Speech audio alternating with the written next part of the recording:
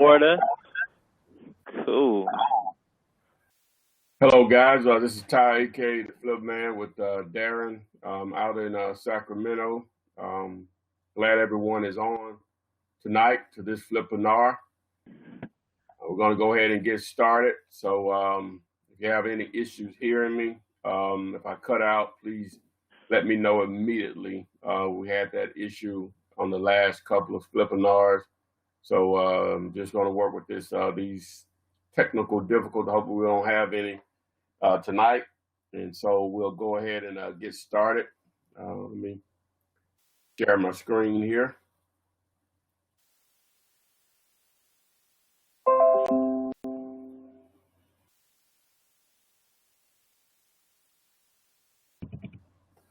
All right, we should be live here on the home page, Wholesaling How. There's no cash or credit. Yes, sir. The topic for tonight, I like to try to keep it mixed up. You know, you never know what we're going to come with. Keeping it interesting for people to show up and learn something. Wholesaling lease options. Totally off the beaten path, but I like to share as many ways to make money in real estate as possible. This is one of them. I don't actually have a course on it, but I've done it, and I can teach my actual students to do this if they want. It's not my thing, and I'll share with you why it's not my personal thing, but because it's not my thing and doesn't fit my personality or my weaknesses as a businessman, as a person, it may fit perfectly for you. So wholesaling lease options is the topic for tonight on this Flippinar. Before we get into any other information, get the legal stuff out of the way that attorneys recommend. You're not going to make $10,000 a month if you don't do anything. Most people understand that, but we have to say it. So we get that out of the way. Give you an incentive to stick around to the end of the Flippinar, as we've done for the last 2 weeks. We're going to give away 2 free courses. That's 2 free courses on wholesaling houses and apartments. Doesn't get any better than that. Now, it doesn't come with any coaching from me, but for most people, they just need the information and taking action. A coach is great, and it's an added bonus, but the information and action is more important, in my opinion, than the coaching. So, because with all the coaching or the knowledge in the world, if you're not taking action, it's all worthless. So stick around. You'll have an opportunity. We'll give one person that's on the phone, and we'll have a person that's actually online. We'll give away on both options.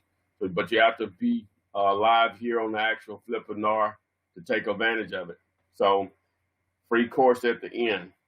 Before we get into the lease options and the actual process, some of you are here every week, and some of you, this is your first time. So there's a process that we go through to get to the actual information. I like to build up to who I am and how I got started. Most people like to hear that because I'm just a regular Joe like anyone else out there that have done deals, that are trying to do deals, and whatever your situation is for not liking your job, no job, just want more income, or just want to add to what you're already doing, change your financial situation, whatever your motivation may be. This is an opportunity to do that if it has to do with finances, and some of it just flat out just freedom to be able to do a lot of things, or just having options that you would normally can't do because of the lack of income. So this is an opportunity here. Real estate is an opportunity. More fortunes have been built off real estate since the beginning of time than any other product or service. And it's still no different, because at the end of the day, we have to have somewhere to live, that's shelter, and we have to have somewhere to house businesses, for people, for jobs, products and services that we may need. All right, but before we get in it, I want to share this opportunity with you. And it's really simple. It's a little bit more off the beaten path. You don't have to know anything about it. I'm just going to give you the Cliff Notes version of it. And this may fit you personally, but more so if you just know someone. This is more of a referral offer. This could be the easiest $10,000 that you could ever make. by just simply referring someone you know that may fit the profile that I'm about to explain. So I'm going to start with just asking you a question. And this is not a trick question. All right, this building here, I'm assuming it's a 4 or 8 unit building, whatever it is. I'm just going to say it's an 8 unit building having apartments in the rear. And you see a picture of a house, assuming both of these are rental income. And that's what most people know when they first want to get into real estate. Either I'm going to buy properties, rent them out, and collect cash flow, or I'm going to buy properties and flip them to make a payday. Rental income, which is cash flow, is the true wealth way to wealth is for real estate, because you have a property that's an appreciating asset and you actually receiving actual cash flow from the property on a monthly basis. So looking at these two properties here, this is the traditional way what most people understand. So assuming that this 8 unit building here, you're receiving cash flow from, you can be all 8, but normally you're not going to be filled all the time. So we'll just say 7 of them, which is still a high percentage. And then you see this house here. We can say you got 7 houses that you're collecting cash flow on. Not a bad rental portfolio for someone that could set someone up for retirement if they're all paid off and, making money or whatever, or even in your current situation. That could be a good amount of cash flow for you. So would you rather have cash flow coming from these type of properties or these type of properties? Would you like to be renting or leasing a property to Walgreens and Burger King, or leasing or renting your properties out to the guy that works down at Walgreens or Burger King? They're working there. They don't own it. They're working there. And they're renting one of your spaces here at either the houses that you own or this apartment building that you own. So do you know someone that would want this opportunity? And obviously, they're already in real estate and they may have a small or large portfolio and have the resources to get involved, which I'm not going to get too detailed into it because it can be a little complicated as far as the financing part of it. But for you, only thing you're doing is just referring the person to us. Obviously, you may want to brief them. On the possibility and explain it to them. You'll have an opportunity to show them this video on YouTube. But income from these two types of properties, 8 unit building or 8 houses like this one, or you're collecting rent from a Walgreens or Burger King. And let me show you the actual differences in those. All right, from a traditional cash flow coming from those houses, you'll have multiple tenants, which means you got to have multiple people paying you. So one person may lose their job, they don't pay you anymore. Or they got divorced, they don't pay you anymore. It could be any number of reasons they stop paying you. You pay the taxes on the property. You pay the insurance on the property. You pay for maintenance, and you have to handle evictions and then obviously get the property ready again to rent out. All right. As a triple net investment, when you have a Walgreens or a Burger King leasing from you, you have one tenant. Guess what? Walgreens and Burger King will pay the taxes. Walgreens and Burger King will pay the insurance. They will pay for maintenance on the building, and then you have no evictions. Why? It's a corporate guarantee. The only way that you will have an eviction there is that either Walgreens or Burger King go out of business totally. The entire company has to go out of business. Guess what? That location, that Walgreens or Burger King may close down, but they still have to pay you out on the lease. It may be an initial 15-year lease, and they only have 5 years left, and they say they don't want to operate there anymore because of slow sales. Guess what? They still have to pay you those additional 5 years of rental payment. That's another 60 months of payments. So if you know someone that you think that wants to transition into something, they can use their 401k, an IRA. There are a lot of forms of resources that are available. Obviously, they may have the credit or they may have the cash reserves to do it, but it's an opportunity for you just from someone that you already may know doing business with. It may be you that fits that criteria, but it's an opportunity for us to share with you an opportunity that most people are either afraid of or just flat out don't even know it exists. And it's called triple net cash flow opportunities. And triple net simply means is that the tenant will pay the taxes, the insurance, and the maintenance. So there's no management for you. They call it mailbox money. You sit back, that person, the investor, sits back and collect a check. Versus if you own a property the traditional way, a house or multifamily, you have to pay the taxes, you have to pay the insurance, you pay for the maintenance, evictions, you may even pay a property management company, and you have to deal with multiple tenants. So just wanted to share that with you, and I'll bring this back up at the end of the Flippinar. So let's get into it. My goal here tonight, whether you know a lot about real estate or you don't know anything about real estate, but my goal here tonight is to inform you what is wholesaling. All right. My definition of wholesaling is locating a piece of real estate, in this situation, houses, negotiating a deal with the actual owner of the property, the seller, placing that property under contract at a really, really attractive price, and advertising the property. Cash buyer steps up, say they want to pay you at a higher price. You contract at a higher price than the contract you have with the seller, and you close on it, and you get paid via an assignment fee or a double close. I prefer assignment fees.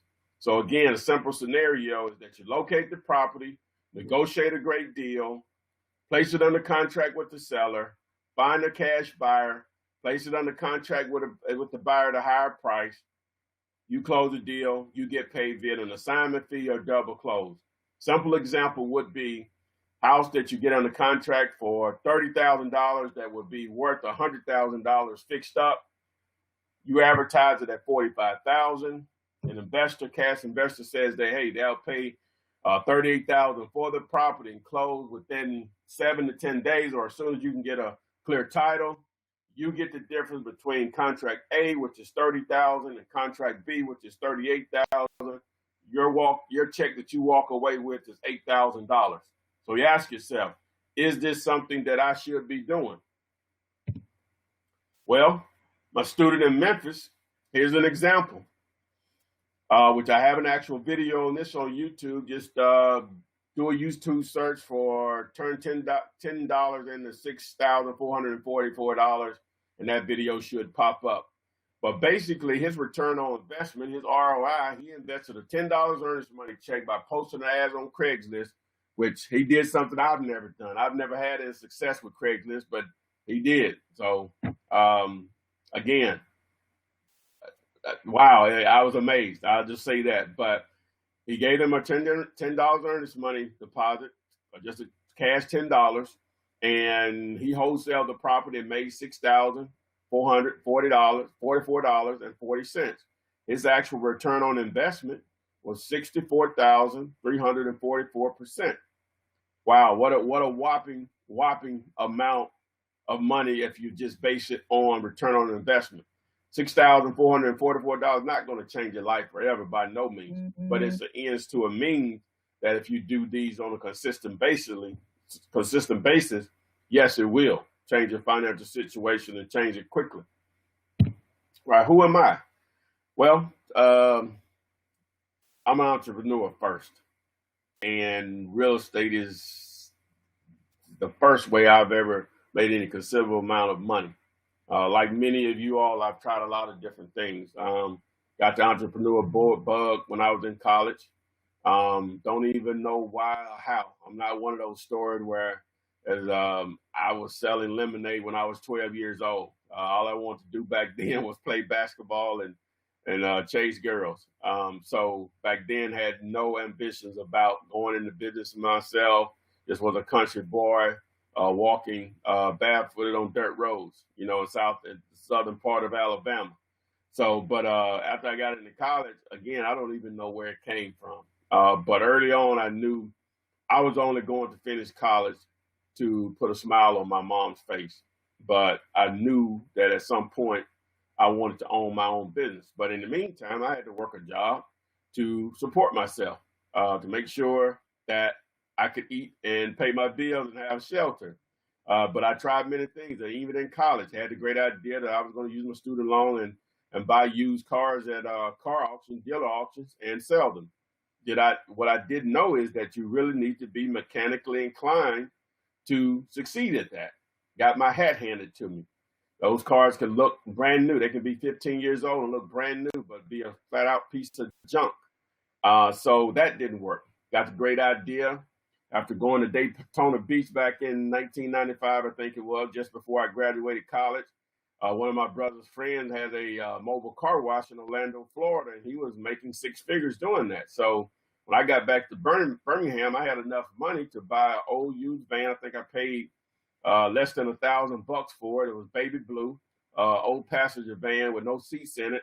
Bought a 50, I think it was a 100-gallon water tank, and bought a pressure washer. And I started washing cars, just showing up at hair salons, places of business, and washing cars.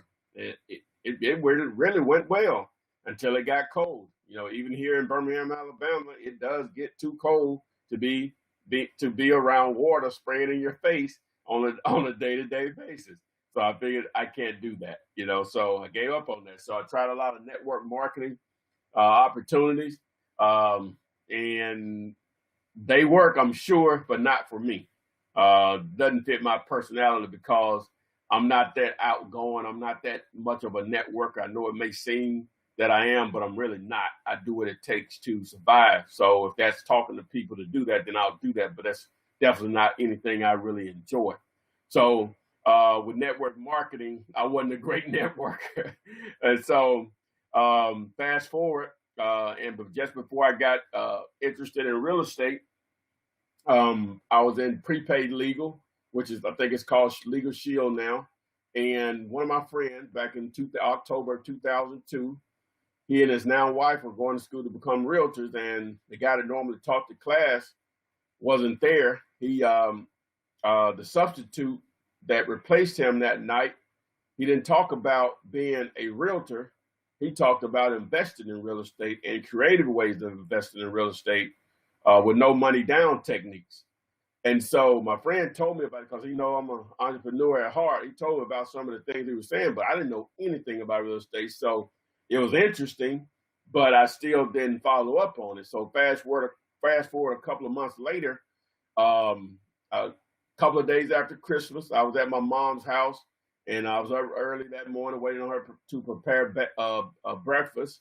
And I saw one of Carlton Sheets' infomercials with his no money down technique, you know, which the infomercial didn't tell you anything. It just a lot of testimonies on I made this much money, I made this much money, but it wasn't telling you anything, you know, as many of you and I was at that time. And now, how did you make the money? Yeah, okay, I believe you made the money, but how did you make the money? And so, long story short, I watched the complete infomercial. I watched half of one, and then I found it later on and watched the full one. So at that time, my mom didn't have internet at her house, so I waited till I got back to Birmingham, and I went to this entrepreneur online message board, ablake.net, and asked the question, does Carlton Sheets program really work? And one person replied, yes, it does, but Ron LeGrand's course is better. So I did a search for Ron's course. At that time, it was around $1,500, which was a lot of money then and now in reality. But definitely was a lot of money back then. And I didn't have that money. So what they had was on the site was a condensed version of, I guess, a teaser for $69.99 with shipping. It was $80. So I ordered that. And all that did is let me know, hey, if I have to get a second job to come up with this money, I will do it. So a couple of days later, I thought about eBay and did a search for his name. And there was an auction on his name. On his product, the same product that was on his website. And so I bid it on the auction and lost. Back then, I guess it was okay to do it, or people were doing it. But the guy emailed me, and the person that was running the auction, and asked me would I want a burnt version of the copy, a CD copy of the courses. And so we agreed on $400. And so I sent the guy to $400. He shipped the package to me. Man, it was like Christmas. So it took me 3 weeks to go through all the information, because it was more than wholesaling. It was wholesaling houses, retailing houses, which is just buy, fix, and flip, lease options, subject to, for sale by owner. It was just information overload, but really good information. And that information was seven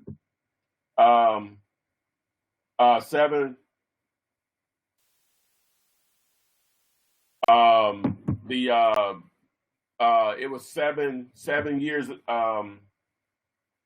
was seven. I'm sorry, that was in 2003, and I think those courses were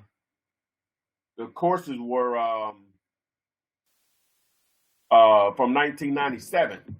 And so, but anyway, so I went through the information again, and out of all the information, I was on information overload.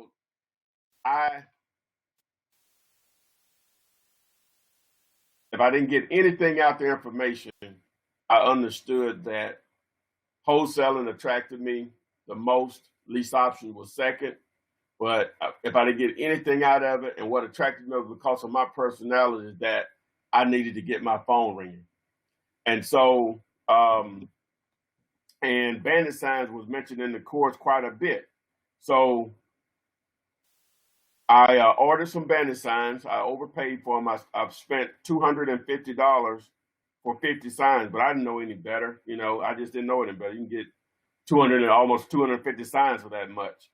So I got my signs. I put them out on a Sunday, and the first 2 calls that I received were deals.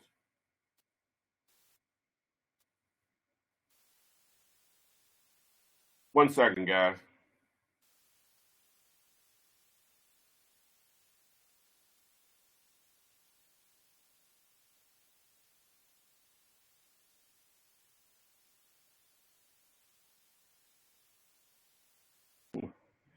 Yeah, the first 2 calls that I received were deals. And so one of them was a lease option opportunity. The other one was for sale. A wholesale opportunity. Long story short, the lease option opportunity, the lady gave me $5,000 sitting in an old Charlie's on Center Point Parkway. People from Birmingham know what I'm talking about. And it was unbelievable, that she did that. We just placed an ad on the property, whatever. She liked what she saw. Property really needed a few repairs. Long story short, the deal blew up in my face because the owner wanted part of my down payment, which I probably would have given it to him, but he just clowned so bad on the actual, tenant buyer. And so the lady called me crying, and I ended up giving her money back. The second call, which were 2 sisters who had a property that they inherited from their mother. Like a lot of people, when their parents died, we're not going to sell mom's house. We spent a lot of time here, so they rented it out to relatives. And of course, that went bad. Because a lot of times relatives they're going to be the worst people to rent to, because they feel like, hey, Johnny doesn't need the money. Now they got plenty of money. I'll pay him on the 15th or the 20th when I get paid again. So they'll try to manage your pocketbook. So anyway, that went bad for them. So they were motivated to sell. They were tired of being landlords. So I showed up at the lady's house in a 1985 Toyota Celica convertible, not knowing really what I was doing. And we agreed on $20,000. Wasn't sure that was a deal or not, but it was. Advertised it. Got a realtor call me, say he had a buyer for me that would pay $25,000 for it. The realtor said in order for him to refer his client, he would need for me. I explained to him my position. He wanted half of my assignment fee, which was $2,500. I agreed to that. So met these guys in a parking lot. They were in flip-flops, tank tops, and they were headed to the gym. Gave me a $500 earnest money deposit. A week or so later, we closed at their attorney's office. I picked up a check for $2,500. I could have quit then because I had failed at so many things before that you just don't understand. Maybe you do. That $2,500 could have been it might as well have been $250,000 because all the things I had tried before. So anyway, that was my first actual deal. So the next 12 months, did 10 deals or so. Was really good. It just was unbelievable. I still was working. So from January of 2003, when I first learned about it, I picked up my first actual assignment fee check March 5th of 2003. I quit my job, dropped the mic on May 1st, 2006. As I said, I had failed at a lot of business before. I'm no smarter than you all guys. Town I'm from, less than 1,000 people. I think I checked it the other day, 584 people. I obviously live in a much larger town now, but just talking about where I grew up, just Bama born and raised. But like many of you all, you probably are going about it the hard way. But you can cheat and get it the easy way. Thinking you need tons of money to start, wasting time thinking I need to have a real estate license, waiting until I had everything figured out, wasting tons of times on vague books that only upsell you, obviously working a job that you're not happy with, taking pointless business classes, which I have a minor in business administration. Boy, has that paid off for me. Going to seminars that just minimum content, vague content, not hating on them, but it is what it is. And just information overloading sometimes. Some people have bought multiple courses and just still don't know what direction to take. So tonight here, I'm going to share with you an opportunity to remove some of that anxiety and what to do. I'm going to give you another technique on how you can actually make money. But before I get into that, I want to just remind you of the 2 free courses that are going to be given away at the end of the webinar. At the end of the Flippinar. So just make sure you stick around. All right. Wholesale and lease options. Wow. So you're wholesaling houses, and that's where you place it under contract, find a cash buyer, and boom. But you can also do the same with wholesaling with lease options. In most cases, and I'll explain what lease options are. We'll start here first, but I'll explain what lease options are. Okay.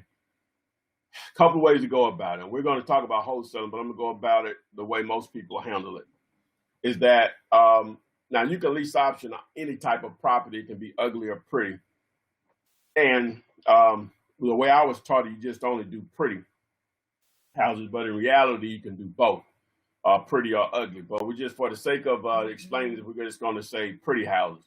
So when you're doing pretty houses, you're going to be targeting, in most cases, families that want to actually live in the house, but for whatever reason, they don't have the credit to purchase the house, but they have a cash down payment, a significant cash down payment to start making payments on the property or making lease payments on the property, with the end result of them at some point within a 1 to 2 year time frame of actually getting financing for the property and cashing the actual owner of the property out. All right, so you'll actually get more of these opportunities coming your way than actual deals that you can wholesale the traditional way. Because in most cases, there are 2 things that are going on when a seller calls you. Either they're going to owe too much, which it won't make sense for you as a wholesale deal, or they owe, or they just want too much as far as the price, which those obviously coincide in a lot of cases, because most people are not going to bring money to the closing table to make up the difference on the price that you need and what they owe as a mortgage balance. Just as an example, a house may be worth $100,000 and the seller owes $90,000. But to make the deal work for you, you need it at $45,000. They're not going to bring $45,000, which would total to $90,000. If you add 45 what you need, 45 what's owed, to equal to 90 that's owed to the bank. They're not going to bring that to the closing table to satisfy you. Or even if it was $5,000, they're not going to bring it to the closing table. I've never had it happen. I'm sure it's happened out there before, but that's not how it works. Normally what happens is if the number that you need is 45,000, the seller may owe 20,000. And so instead of them walking away with 45,000, they'll walk away with 25,000, which is the difference between 45,000 and $20,000 that's owed. That's normally how it works. So fast forward with a lease option, they may owe the $90,000 and it's worth $100,000, so there's only a $10,000 spread there. But they're so motivated, and they may have two houses. They may have moved out of that house with the thought of either selling it, and they were renting it, and it didn't work out for them, but they're ready to sell, but they need to sell because they can't afford to continue to make two payments on the house that they're living in and that additional house. So even though the opportunity may not work for you as a traditional wholesale deal where you just need a cash buyer because the numbers don't work, but it may work in the sense that if you take over the payments with a lease option, the deal works for you. Okay, so just as an example, we say you say they owe $90,000 and the monthly payment on the house is we'll just say $650. So what will happen is that you'll enter into agreement with a lease with an option to buy, and you'll turn around and lease the property out for, we'll say, $850. So there's a $200 cash flow spared there. You have the $650, you have a total of $850, but the $650 goes to the mortgage company directly. You'll make your check to the mortgage company. You keep the $200. On top of that, the tenant buyer that took over that lease, the tenant buyer will have given you, we'll say, $10,000 down as a down payment on the property, which goes into your pocket, or a lease option payment, however you want to term it, but that goes into your pocket. So, and you also will place a price on the property, but you may mark it up to 110 instead of the 100,000 that it's worth. You mark it up to 110. So whenever they get financing, they will, and the actual price on the house will be 110, but they gave you $10,000 down, so that leaves $100,000 owed. So whenever they get financing a year or 2 years from the date of the lease, when the lease started, the $90,000 will be paid off, and you get the difference between the $90,000 and the $10,000. So there are a couple of ways that you're going to make money there. You're going to make money from the initial down payment. You're going to make money from the $200 additional difference between the $650 owed to the bank and the $850 that you're charging the tenant buyer. All this goes into your pocket. And then if they ever actually get financing, you'll pick up another $10,000 from the difference between the $100,000 that's left over from the original contract and the $90,000 that's owed to the bank. We'll just say roughly. It may be a little less because payments were still being made in that time frame, but it probably won't be much less. But for the sake of this video and easy numbers, we'll say that. So that's a normal lease option. Okay. The problem with that can be now, that sounds all great and say, wow, why am I not doing lease options instead of wholesaling? Because people will give you that initial $10,000 and won't make one payment. That's unbelievable. It's happened to me on a couple of cases, and that's part of the reason I don't personally like doing those. But I'm gonna give you the flip side of it about wholesaling, where you don't have to worry about that. But I needed to go through the normal process for you to understand that. So if they don't make any payments, then depending on what state you're in, it may take 2 weeks to get them out. It may take 2 months to get them out, but you have to get them out. But in that time frame, the payments still have to be, that $650 still has to be paid on the house. On top of that, you're hoping that they don't tear up the house out of anger because you started sending them notices saying that they're going to be evicted, and they know they've given you $10,000. And a lot of people feel like, hey, I gave you $10,000. I can stay here as long as I want to. People will really have that mindset, even though you explained and was very transparent on what needs to happen in order for them to continue to live there and to eventually own the property. It's just like that. People will give you that much money up front and won't make the first payment. It has happened to me. So that's the downside of it. So they won't pay. You got to get them evicted, and there's a possibility that they tear up the house. So if they tear up the house, that means who has to fix it? Because you're obligated to the actual seller of the property, not to the tenant. So that 10,000 that you may have may be absorbed just in repairs to get it back ready. Now, what you can do, you can put it back out there and lease it again. So, but a lot of times people have, you got people with thicker skin than I do. Hey, they'll make it work, and they'll put it back out there again and get another 10 grand and put another family. But if it works out, you're talking about the 10 grand up front, the $200 cash flow, and the 10 grand on the back end. So there's an opportunity to make a considerable amount of money on that one deal if you have the management skills and the patience to do it. Okay. But what we want to talk about here is how you wholesale these opportunities. So I've explained the difference between a wholesale and just the normal traditional way, and I've explained what an actual lease option is. And so the actual pros of a lease option, that they're faster. Okay. They're faster. All right. Huge paydays, as I explained. Just using that example that we use, you got the 10 grand up front. You get an extra $200 a month in cash flow. So imagine if you had multiples of those. And then obviously the 10 grand on the back end. But if you're wholesaling it, you would just get the 10 grand up front, and you would explain to the seller that, hey, and you're going to be transparent as much as possible on lease option versus the wholesaling the traditional way, because it's not necessarily the traditional way. But with lease options, you need to be very transparent with them on the entire process of what's happening. When you're wholesaling a lease option, you're going to remove yourself.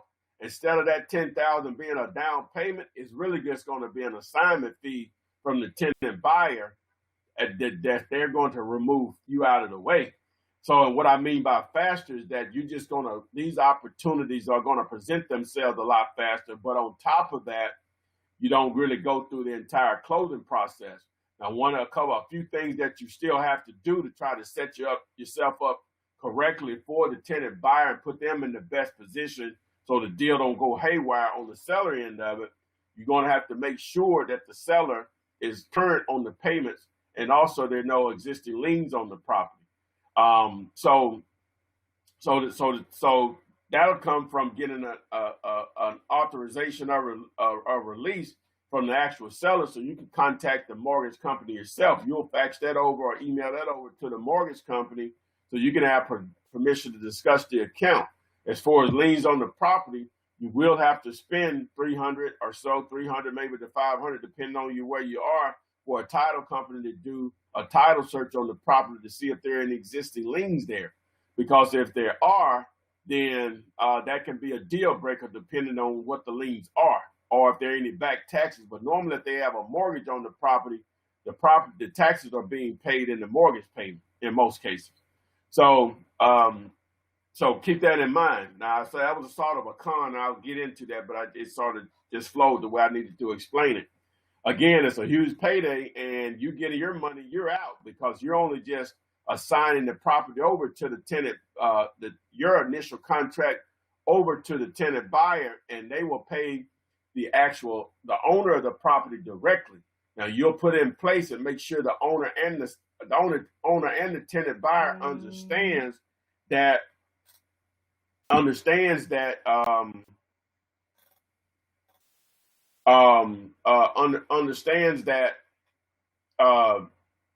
the check will be made out to the mortgage company, not the seller. Because the worst thing that you would want to have, even though you're out of the deal, the worst thing that you want to happen to the tenant buyer is that the seller is keeping the money and not making the payments to the actual mortgage company. You want to ensure that. You want to advise the tenant buyer that that's what needs to happen. You want to advise the seller that's what's going to happen.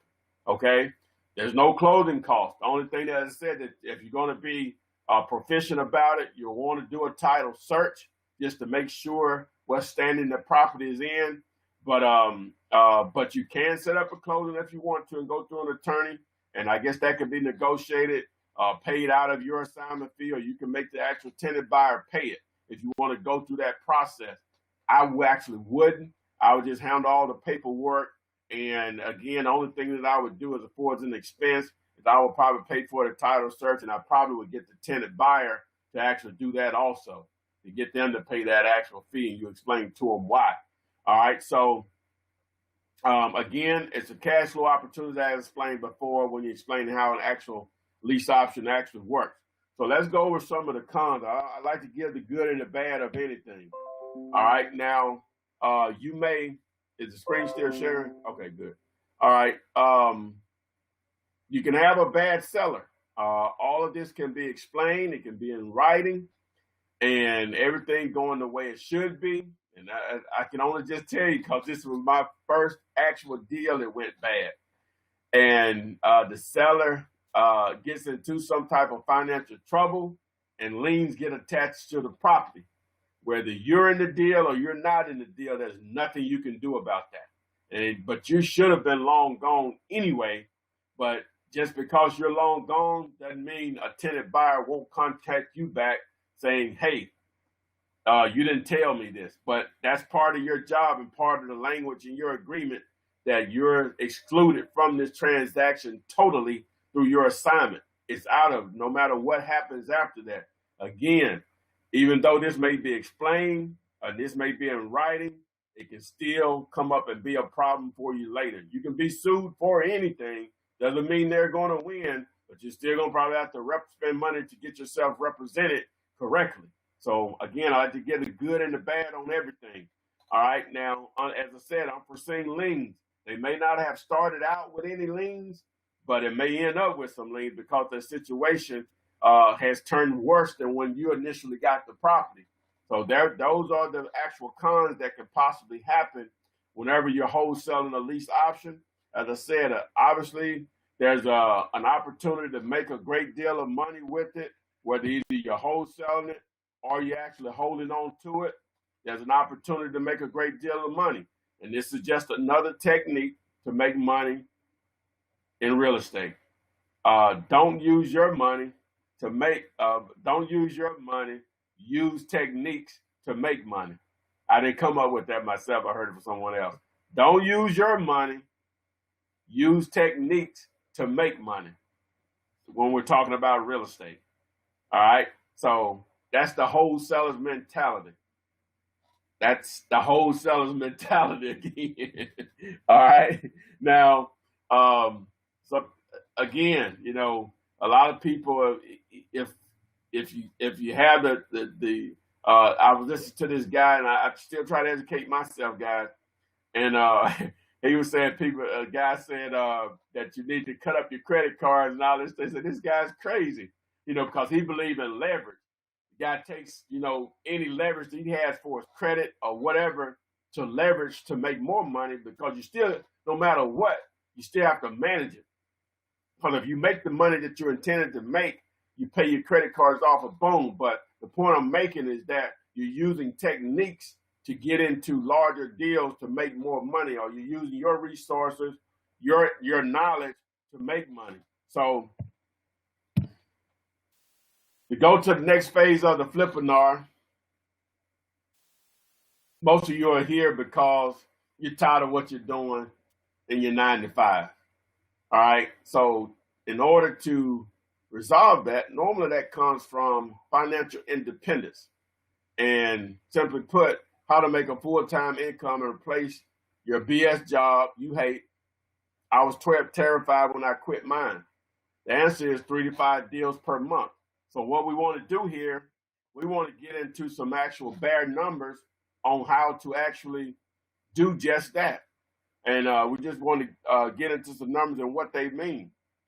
So in most cases, just from my experience, and this may be a better number for others, if you want to do 3 to 5 deals per month, you need to probably be talking to that many people per day. Now, if you add lease options into that number goes down, that you need to be talking, because you're taking advantage of some opportunities that may not fit a traditional wholesale. So that's, you know, so you got to take that number will go down. You'll talk to less people to get to an actual deal if you're going to do lease options. All right. So I think of myself more of a marketer than a wholesaler as for that part of real estate, because I spend a lot of time on just my brain energy and just actions on how I can market myself more effectively to keep my phone ringing and ringing more.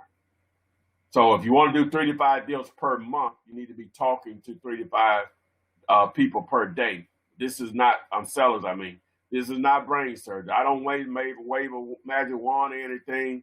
If I'm not talking to sellers, I'm not going to do deals. It's really that simple, people.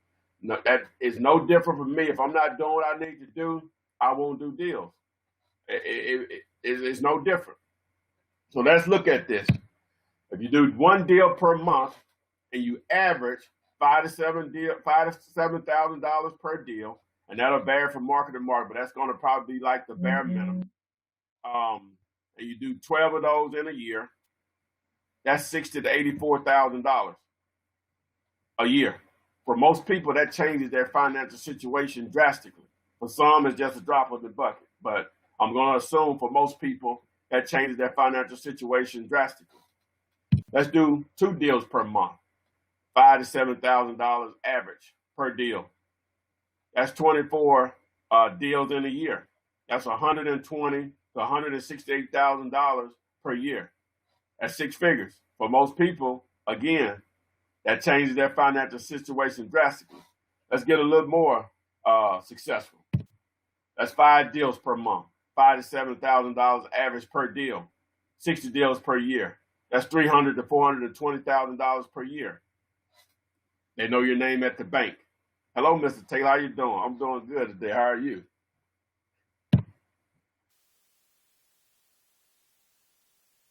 Wholesaling houses and apartments.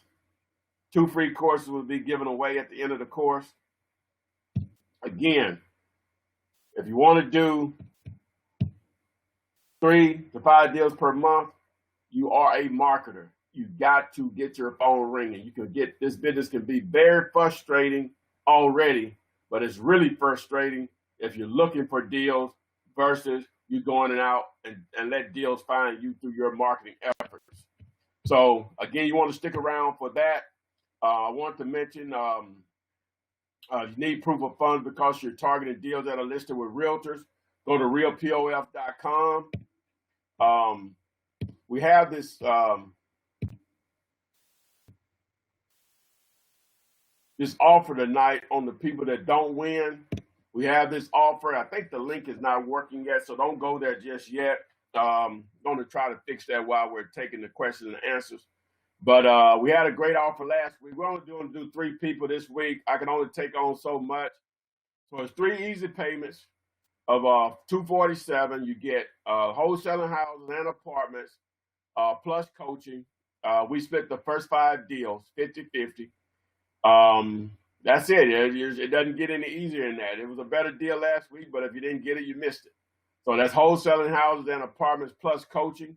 That's 3 easy payments of $247, and we split the first deal.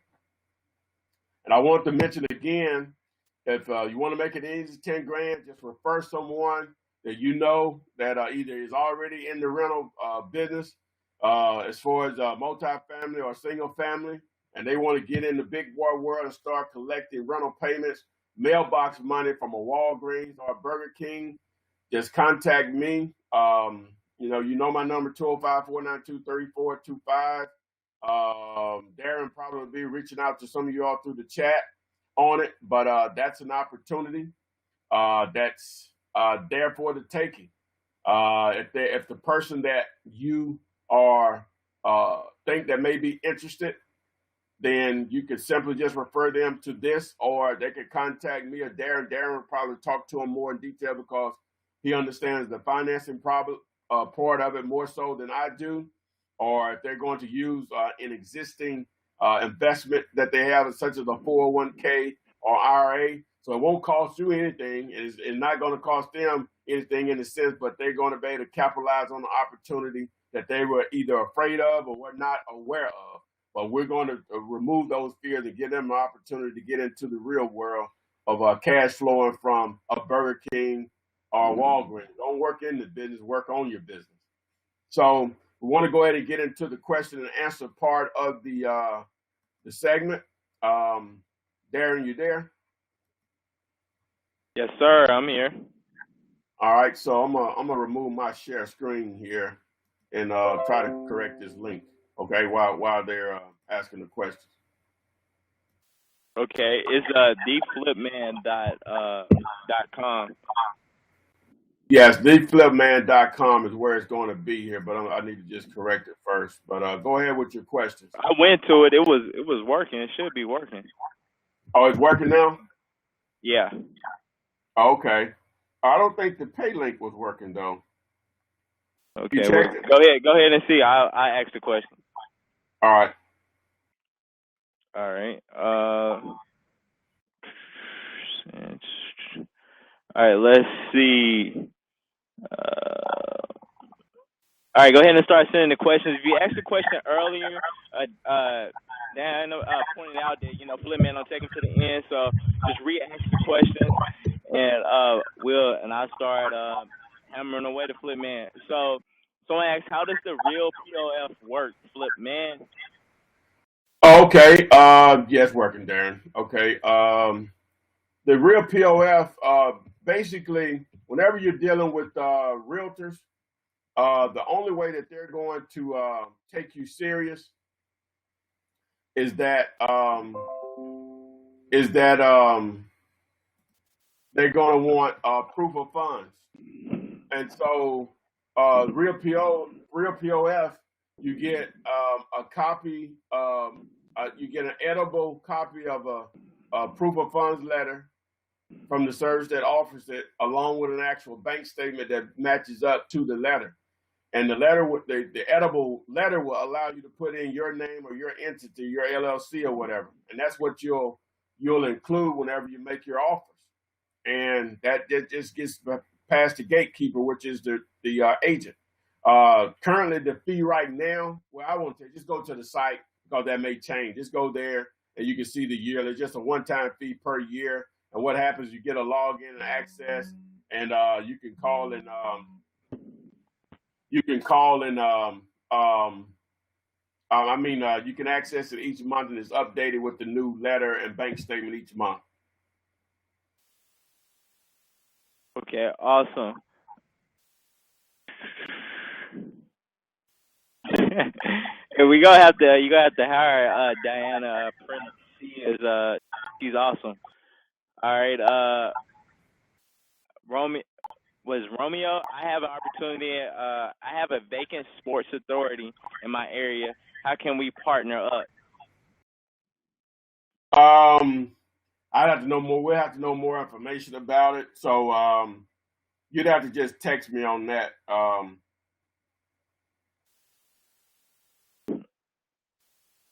Okay. Margaret said I have a vacant depot store next door for lease. How does that work? What did you call it? What was it called? A vacant depot store? I guess a department store. Oh, again, you're talking about flipping vacant commercial buildings. That's a whole nother animal in itself. You can go to flipthisbuilding.com and you can check out the videos there. And there's enough information there that you can start doing your own research to figure that part out. But that's a whole different animal in itself. Now, it's part of what we're talking about with the triple net opportunity. But that's in a sense, as I said, that's more of a referral basis because we have opportunities for people to purchase, and we're just looking for more buyers. We have buyers, but you can never have enough. So that's an opportunity. If you want to make some money quickly, just refer us to someone that you think that fits that profile, that may have the resources to buy something like that, or already involved in cash flow opportunities. But as far as flipping that building that you're talking about, there's so much information that's needed. And I'll give you an example. You need to know the traffic count. You need to know the demographics within a mile, 3 miles, 5 miles. And what I mean by that, that's for the population, the income. You need to know ideally, you want to know what other national tenants are next door, across the street. You need to know the triple net comps per square foot in the area. All of those factors. It's just not simple to say, I got a building right here. What should I do? It's more complicated than that. All right. How do you go about finding lease option deals? Well, in reality, through just your normal marketing, if you're trying to wholesale houses, period, it's going to come through your normal marketing channels. Now, you can see properties that are for sale online as for sale by owner, or they may be for sale just a sign in the yard. Those are ways that you can possibly find those type of deals by calling them, even though they're trying to sell. You offer a lease option opportunity to them. You just have to be transparent on them with the entire process. They're motivated enough, especially if those payments are kicking their butt. It's a strong possibility that they will be interested. All right, awesome. So handwritten signs aren't good as printed signs. Printed signs are better. Both will work, but most people don't know how to do handwritten signs. So I used to strongly encourage it. And I actually have a video or two out there on my YouTube channel, which I don't take them down because some people that may be their only option. But most people don't understand the importance of what type of markers to use, the type of signs to use, and as I can bang my head as much as I want. Most people just don't get that. So I'm just gonna always say use printed. And plus, printed signs are so much cheaper than what they used to be. That is just really just best just to use those. Now, if you're gonna try to market a property to sell, handwritten signs will work fine, but it's still important understanding what type of markers to use and the stroke. It needs to be visible. You always have to think, if I'm sitting in traffic, can I see this? If you use a little small thin tip pen, people can't see that. You have to just think, they can't see it. They're trying to view it from a distance. They're not looking for it. You want to make sure that they see it, whether they want to see it or not. But if you don't use the right type of marker or the right color, corrugated plastic, it's just going to be difficult. Again, guys, we're only taking 3 of these on these 3 easy payments of $247. You get the full course with coaching. We split the first 5 deals, 3 easy payments of $247. We're only going to take 3 of these. I can only take on so much. It's been okay so far. So if you want to take advantage of that, that's 3 easy payments of $247. We split the first 5 deals. All right, James says, hey, I got my bandit signs out, but no calls yet. What should I do next? Well, it depends on how many bandit signs you have out, how many of them are still up, where did you place them. All of that factors in. That's too generic of a question. More detail, please, James. Please, James. If you had the course, we know you would know where they was supposed to go. All right, besides bandit signs, what's your next preferred form of marketing? It would be direct mail, but direct mail the way I do it. Most people just buy a list, send out postcards, or buy a list and send out yellow letters. I teach my students to do it and be more efficient in the way they do it, because a lot of these sellers, remember, you're not the only one buying that list. A lot of these sellers are receiving postcards on a daily basis on properties that they own. And so you have to make sure that you stand out from the rest. And I think I have a unique way of doing it right now. So to answer your question, direct mail would be second behind bandit signs. But yes, I want to just say something real quick, because like you got James here, and that's taking action, placing the bandit signs, and a lot of people take action trying to avoid paying for some. But a lot of times when you spend money in business, it accelerates it. And so you got to make the switch from thinking like a consumer to thinking like a business person. Like a CEO will spend money on training, whatever it is, he'll pay for marketing, because it's going to accelerate the profit. So you're not knowing what a place the bandit signs is, that means you haven't got a course. And I'm not bashing you, but you can save yourself a lot of headache and heartache, because what you will say is bandit signs don't work. But you didn't do it right. But if you get the course, you could do it right. It's the same thing with the direct mail pieces. You may go out, buy a list, start sending direct mail, but you don't know what to say in the letter. So you're trying to save a little money. It's really hurting you, because the only unrenewable source we have is time. You can't get time back. So you got to spend the money to learn, whether it's Flippinar course, which I think is one of the best ones that Down to Earth got, or somebody else's course. You got to learn how to do this stuff.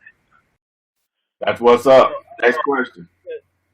How do we establish a connection with a title company? You really don't even worry about that. That'll come through consequence when you have a buyer in place. Because you call the title company, you don't know who you got on the phone. You ask them about wholesaling, it may be a reception. She's never even heard of it. So you don't even worry. I teach my students, don't even worry about that part of it. If you got a seller in place, you have a buyer in place, you can get your deal closed. Period.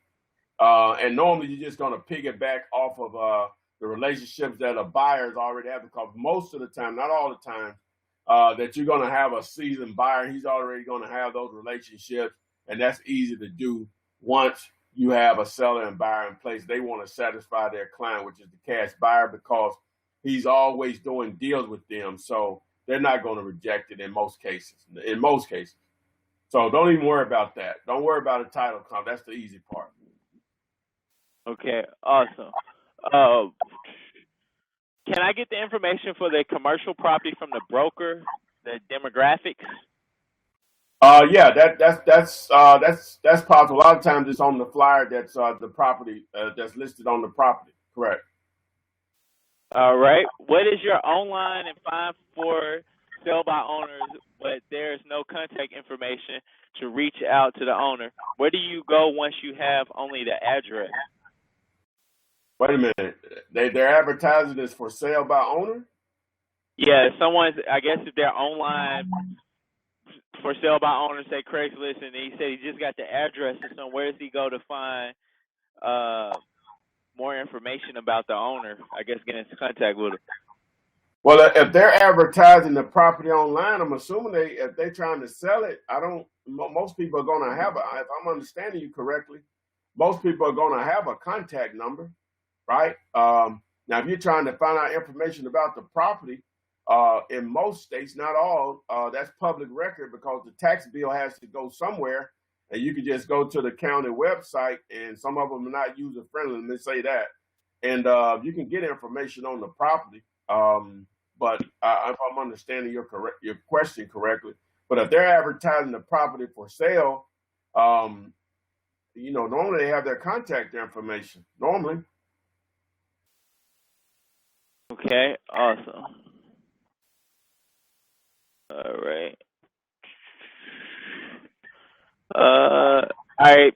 Jack asks, does the one-page contract work in every state, and does it have to be notarized? No, it doesn't have to be notarized. Guys, you can literally write a contract up on the hood of a car or someone's kitchen table. If the terms are agreeable between you and that other person, or the seller or buyer, whatever, it's a contract. So to answer your question, yeah, I'm not an attorney by no means, but it doesn't have to be complex like the 10, 11, 12-page contract that realtors pop out. That's more to cover their butt than anything. So to answer your question, it works in every state. Yeah, and then most things people just do is make stuff more detailed to make it more complicated to scare you away. That's a lot of that is just for deference. Is to deter you from doing it. Would business cards be good to use? I haven't bought business cards in years. Now, I'm not going to tell you not to do it, but with cell phones, it's just so easy for you to exchange information with people compared to years ago. Because a lot of times, just think about it. Years ago, someone gave you a business card because either they didn't want you to write the number down, because the only place they could call you from is either at their home or from the place of work. Whereas now, who do you even know anyone that doesn't have a cell phone? If my mama has one, everybody has one. Hey man, the funniest thing when you talk about cell phones, I was riding around downtown Sacramento the other day, and I'm just looking at these homeless people, and they all got cell phones and got headphones in. I'm like, in my mind, I'm thinking like, how are they affording a monthly payment for that? Obama phone, baby. Yeah, everybody got one though. But all right, so the next one is direct mail, preferred target, i.e., inheritance, probate, etc. Say that again. Uh, it's asking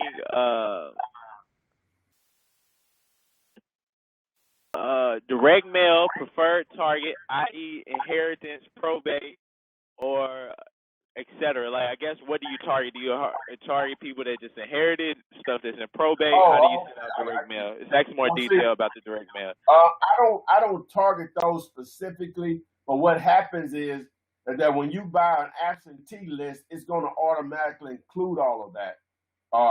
Inherited properties, which you can be more specific if you want to. You can buy those type of lists, I'm sure.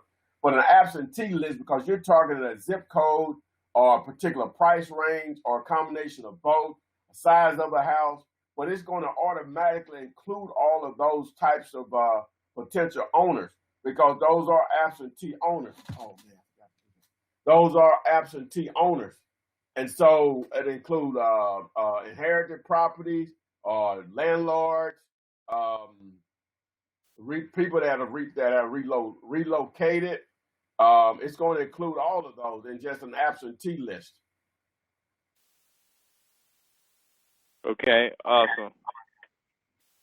All right. Next is, thanks for the info. Yes, I did get my signs out. Oh, okay, James said yes, I do got my signs out, as Mr. Flipman says.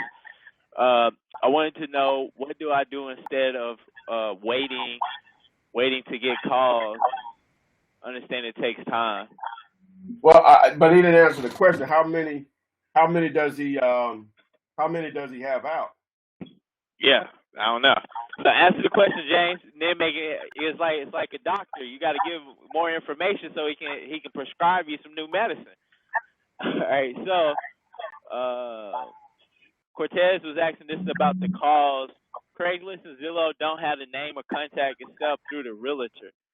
So he's trying to go around the realtor to get a listing. No, you don't want to do that. If a realtor has a property listed, you don't want to try to go around them. I don't recommend that at all. Yeah, because it's legally tied up in that contract. Yeah, all what will happen is that you'll contact them and the realtor end up contacting you, which will be fine. I'm just telling you, in most cases, yeah, I just want to encourage it. Now, I have had sellers to reach out to me that have properties listed because they say, hey, their realtor's not doing anything, but you have to explain to them that, hey, you do know either one or two things. If we do a deal, you still got to pay your realtor, or you're gonna have to cancel your realtor's contract. So you have to put that back on them. Okay, awesome. All right.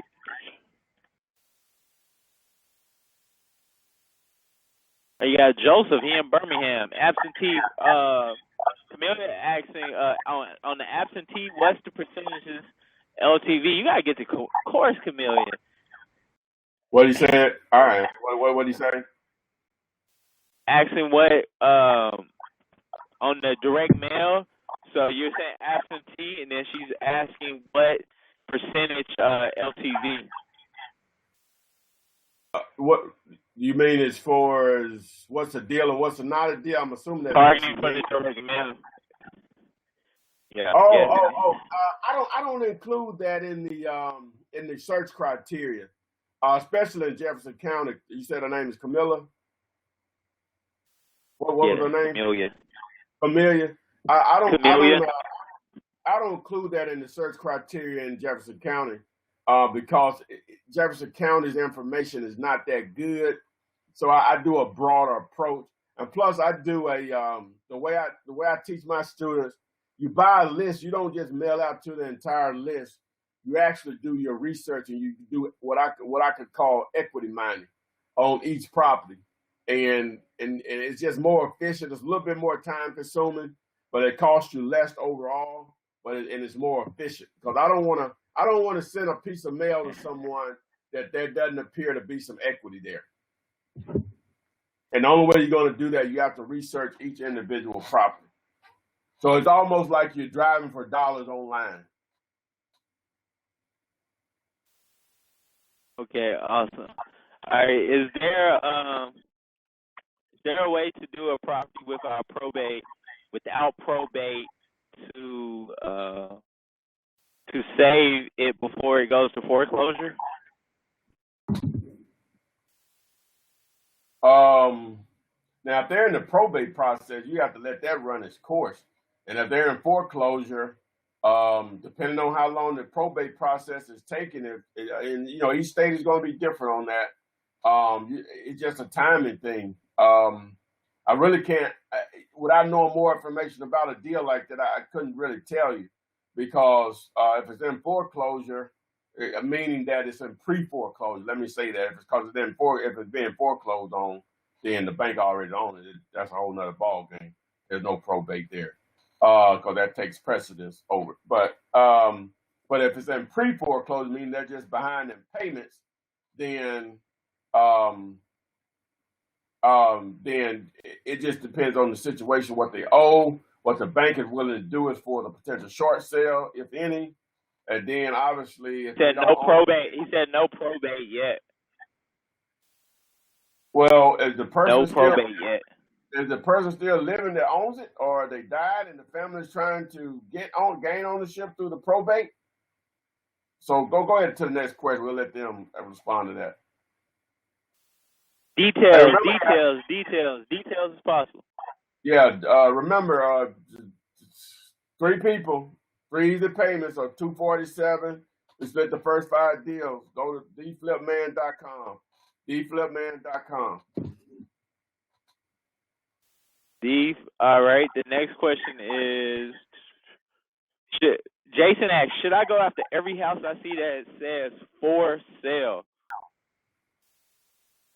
Well, if it appears to be for sale by owner, if you're talking offline, properties that have a real estate sign in the yard, a real estate agent sign in the yard, then that's a listed property.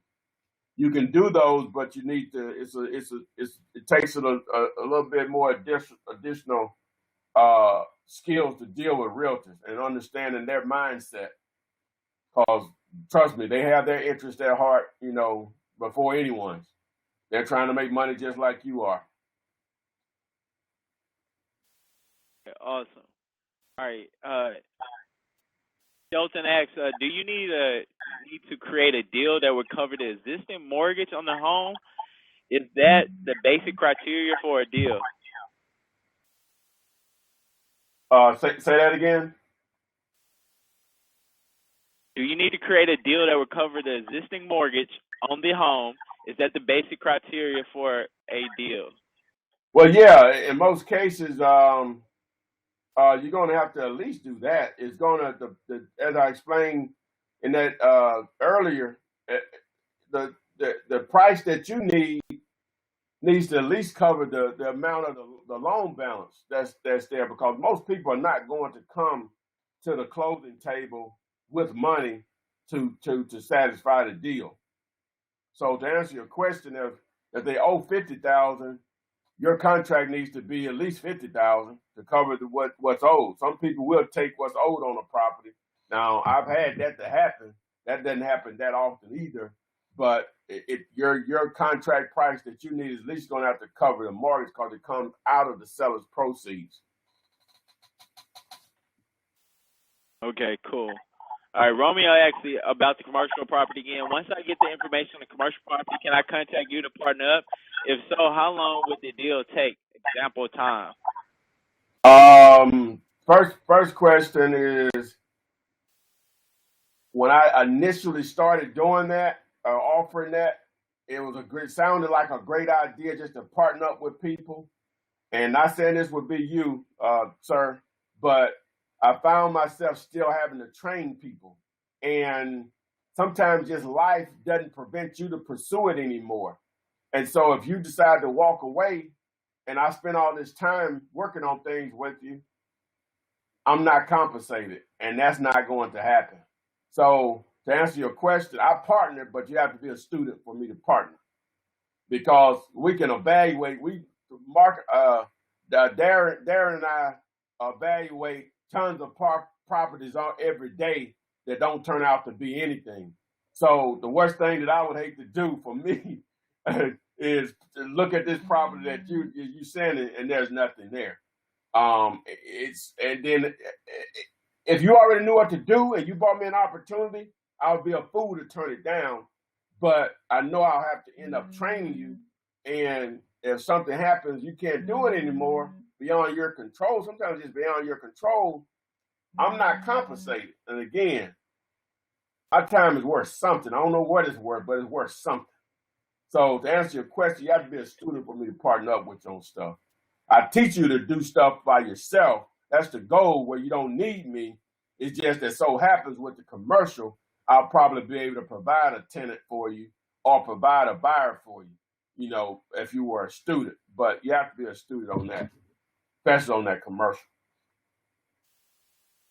All right, someone asked, I sent two yellow letters to a homeowner. It's been a month, and I haven't heard anything. Should I continue to wait or let this one go? I got some sales statistics I just wrote down today. I'll let you answer, and then if you want, I can read the statistics.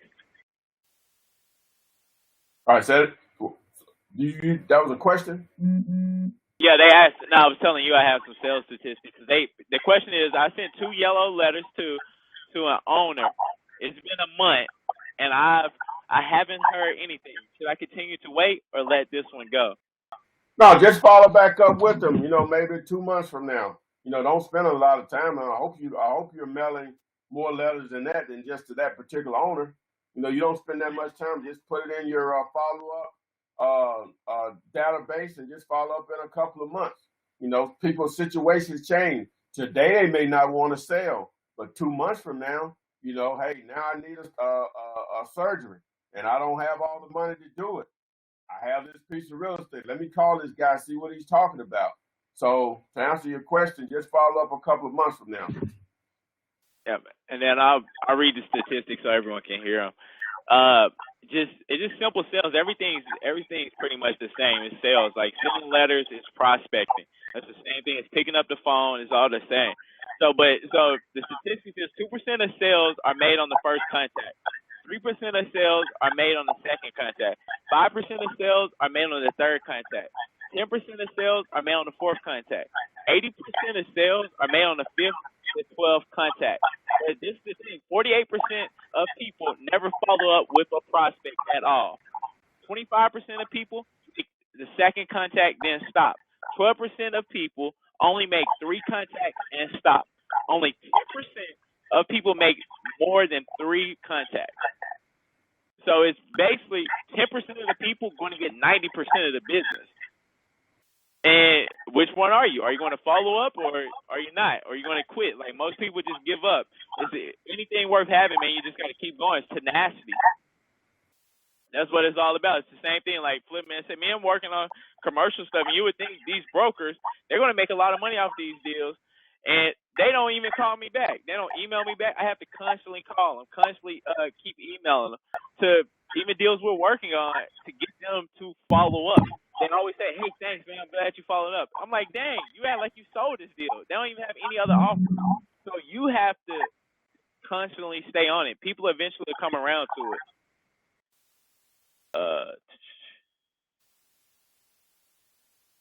Hey guys, don't forget about this referral fee. If you know someone that wants to cash flow where the big boys play, it's not that much more difficult than if they were going to buy a multifamily unit building. So triple net cash flow opportunities, just contact us. We'll be happy to hook them up. If they do the deal, you get paid. There's no limit. They can use a 401k, IRA, or credit, cash, whatever they have. So just wanted to mention that again. Yeah, awesome. Later. Good answer, James. I used to do both myself. Hey, Sean. Gonna see. How do I locate? Oh, I had one. Someone asked, what was the phone system that you use? The phone system? Yeah, what phone service do you use? Oh, I just have my cell phone, man. You know, these smartphones are basically computer. Well, they're computers. There's so many apps. You have internet access pretty much anywhere. My phone in my office for the most part. So now I'm not the most. I'm Let me just how would I put this? I'm not the most. People will look at the way I keep stuff and probably consider it chaos. As far as how I organize. So I'm not the most organized person. I don't know if I'm the best person to ask on that. I know the way I keep, like all of my information, I just make notes in my cell phone. You know what I'm saying? So, and I know how to go back to it because I remember how I put it in. I could do a search in my notes on my iPhone. And so, I just keep a lot of stuff in there. If I lose that, I may be done. May have to stick a fork in the flip, man. But it's in the cloud, so as long as I keep paying that, I guess Apple will let me have it. Yeah. I have a phone system. I use Ring Central, but for this, you probably want to use something like Better Voice, where you can get more numbers and then route them to different places. And Better Voice is not as much as Ring Central, so. But you can get a bunch of different numbers, extensions, and all of that different stuff to, like, for marketing purposes, like when you place one number on this sign on this side of town, place this number on the car, it's all kind of different stuff. So that's something you can use as well. How do you locate owners of boarded up properties that are distressed? This is a common question. Probably answer this every week. But you have to, number one, if you can determine the address, which is normally not that difficult, the tax bill has to go somewhere. Now, some states that information is not public, but most states it is. So just the county website will tell you who owns the property, and they'll have their mailing address there. So you pop a letter in the mail, let them know that you're interested in buying it. But that's the way you find out who owns it. All right.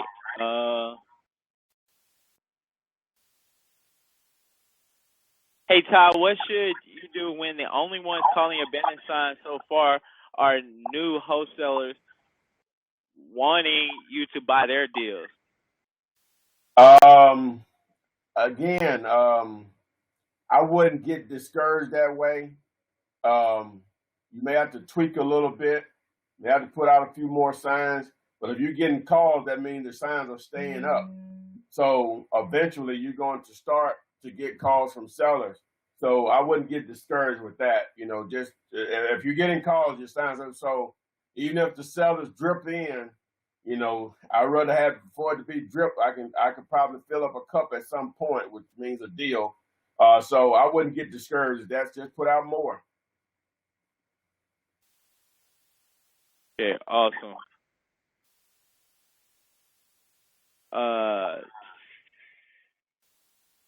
What word? Yes. Okay. How do you evaluate ARV? Do you use a specific guide? I have a video on YouTube. It's called Calculate ARV in 60 Seconds. Just do a search there. That video there goes into really good detail on my process and how I want my students to. That allows me to help them if they collect that information. But you can go to YouTube and do a search for calculating ARV in 60 seconds. Okay, awesome. So the guy that was sending mail said, yes, I'm mailing it out daily, but I'm new. That was the first letter sent. Okay, thank you. How many letters are you mailing out daily?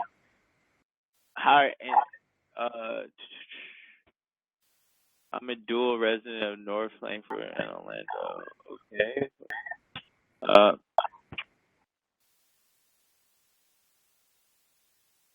Awesome. Great job, Daniel. What's the time to follow up on the second letter, the third letter, and so forth? Never mind. I have to buy the course, right? LOL. Or win the course today. LOL. You answered your own question, man.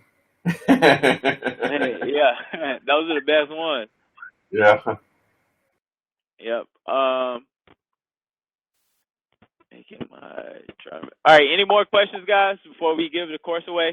Just in case y'all are waiting to see if you win the course. If you win the course and you already purchased the course, I'm pretty sure Flipman's a nice guy. He would refund the money if you won it and you already purchased it. So you need to go to Flipman, theflipman.com, and then Flipman, whenever you're ready, there's no more questions coming in. We can give away the course. Are you going to do 1-on-1? Yeah, do 1-on-1. Yeah, that's Okay. theflipman.com. Theflipman.com. Okay, awesome.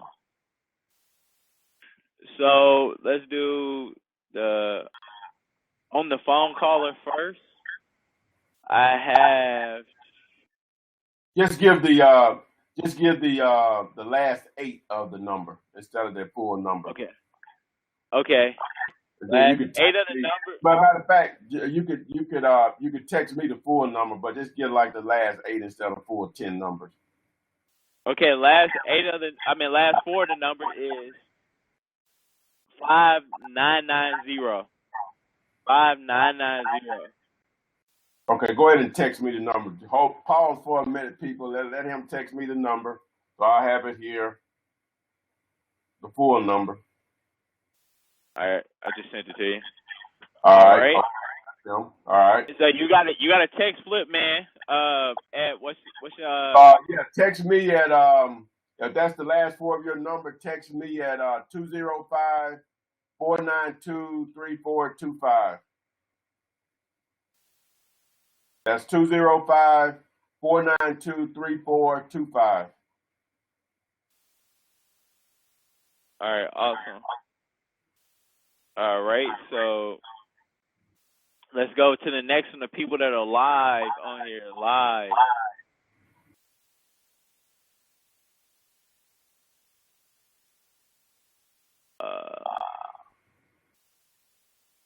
Walter Braggs. Walter Braggs. Walter who? Braggs. Braggs. You're gonna need to. You want him to text you or email you? Have him to text me 205. Huh? I'm sending you his name so you'll have it. Okay. All right. Okay, so Walter Braggs. You want to text him? What's the number, Flip Man? 205-492-34. I'm sorry, guys. I don't know the wrong number. 205-492-3425. All right, awesome. Like somebody already put it in for you. All right, awesome. So, so congratulations to everyone. Cortez, man, you need to get the course, man. You need to get the course. You're a week behind now. You missed last week. You're about to miss again. You can already have this thing turning. And there's a couple other people I see on here every week. Hey, we appreciate y'all for coming out, asking all the questions, being part of the Flip Man's extended family here and his flipping family, and really do appreciate it. So that's awesome. So you got anything else, Flip Man? Somebody said it was my birthday, the day you dropped the mic on your job. Well, Kathy, you need to be that's what's happening. May 1st. You need to be dropping the mic on your birthday, so then it could be an anniversary. It could be a Flip Man anniversary. It could be a Flipiversary.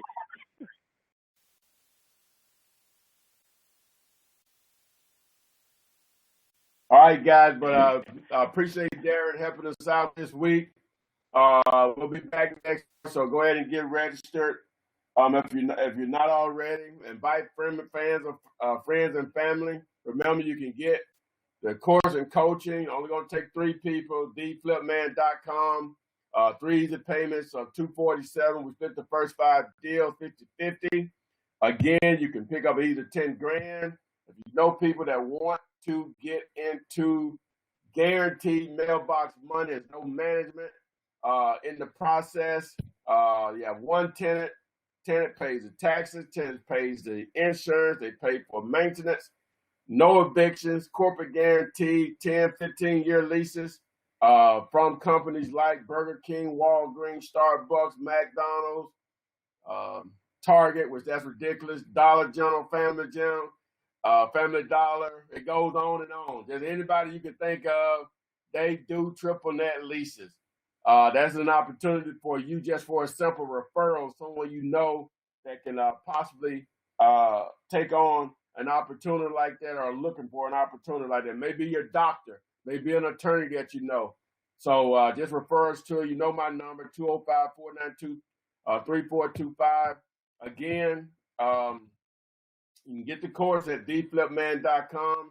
3 easy payments of $247. We'll see you all on the next Flippinar. Thanks, and I'll see you on the flip side. All right, Darren. Thanks, man. All right.